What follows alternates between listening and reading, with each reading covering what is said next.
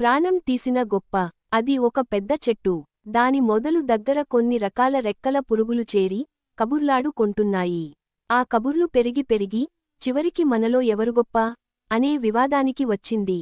ఆ పురుగులలో ఒక రెక్కల చీమ గబగబా ముందుకు వచ్చి చూడండి. నేను నేలమీద పాకగలను, గాలిలో ఎగరగలను, నేనే గొప్ప అంటూ అటూ ఇటూ తిరిగింది చరచరా. అది చూసి ఒక చీకురు పురుగు తన పెద్ద రెక్కలను ఆడిస్తూ చూడండి నా రెక్కలు ఎంత పెద్దవో, మీలో ఇంతంత పెద్ద రెక్కలు ఎవరికీ లేవు, నేనే గొప్ప అంది గర్వంగా, తన రెక్కలను చూపిస్తూను. ఇలా అన్ని పురుగులు ఏవేవో గొప్పలు చెప్పుకొంటుంటే, ఓ మినుగురు పురుగు చరచరా ముందుకు వచ్చి ఊరుకోండి, లేనిపోని గొప్పలు చెప్పుకోకండి నన్ను చూడండి.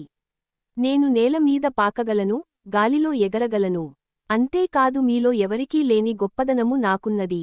నేను మిలమిలా మెరిశానంటే నక్షత్రంగా ఉంటాను. ఆకాశం నుండి ఓ తార దిగి వచ్చింది కాబోలు అనుకొంటారు అందరూ. నన్ను చూసి ఎంత అందంగా ఉందో అని అందరూ ముచ్చటపడతారు అంటూ గిర్రున తిరిగి మిలమిల మెరిసిపోయింది. మినుగురు పురుగు మెరుపులు చూసి చూసి మిగిలిన రెక్కల పురుగులు నివ్వెరపోయాయి. ఏమీ మాట్లాడలేక కళ్ళప్పగించి ఊరుకొన్నాయి. మినుగురు పురుగు వయ్యారంగా గాలిలో ఎగురుతూ మెరుస్తూ ఉంటే, బంగారు పిచ్చుక చూసి రివ్వున చక్కా వచ్చి ఆ మినుగురు పురుగును ముక్కుతో కరచుకొని చెట్టుమీద ఓ కొమ్మకు కట్టుకొని ఉన్న తన గూటిలోని మట్టి ముద్దకు అంటించి నొక్కేసింది. కాళ్ళు రెక్కలు మట్టిముద్దకు అంటుకు పోవడం వల్ల మినుగురు పురుగు కదలలేకపోయినది, ఎగరలేకపోయినది.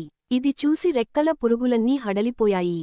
అంతలో చీకురు పురుగు, చూశారా, నక్షత్రంలా మిలమిల మెరిసే శక్తి నాకే ఉంది అంటూ గర్వంగా ఎగిరెగిరిపడిన మినుగురు పురుగు గతి ఏమైందో.